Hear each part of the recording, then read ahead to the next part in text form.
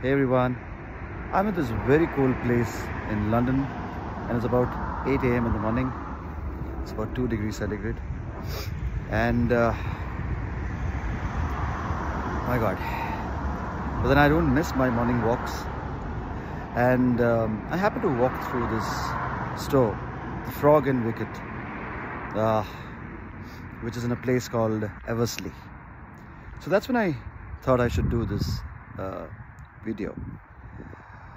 So the Frog and Wicket store reminds me of a certain investor mentality where investors tend to believe that investing like a frog is good, knowing very well that's not good enough from an investor standpoint, because they don't get to realize their real dreams and aspirations related to money, because money doesn't grow as much as they deserve it to grow, because the amounts of money that you put in are very, very small.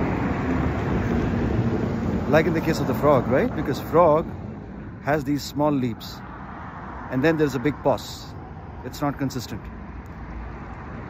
It would be nice if frogs jump consistently, you know, in the sense that if investors also invest consistently, even if it is small,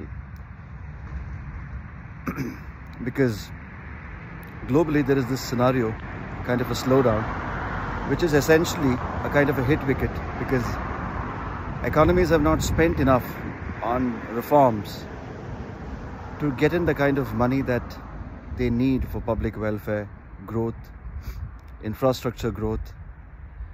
But one thing I would like to tell you, this is probably the time investors should be looking at India specifically.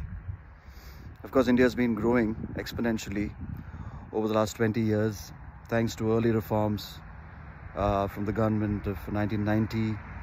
And of course, from 2012, there has been a traction on that front as well. But there is much more to see. You know, there's elections in 2024. There'll be state elections. We'll be waiting for the results tomorrow, Gujarat and Himachal Pradesh. And much more action to be seen.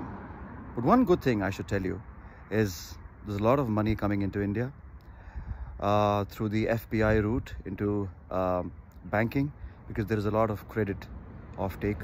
A lot of businesses are borrowing even at high interest rates. And needless to say, today the RBI Monetary Policy Committee has hiked interest rates. The repo rate by 0.35%, so the repo rate will be 6.25. Needless to say, the home loans will get expensive, credit cards will get expensive, all the consumption loans, consumer loans will get expensive. But what is something surprising is that a lot of money come into the economy, and investors should actually take advantage of these times. So just don't be the frog in the investment world. Rather, be as consistent as possible.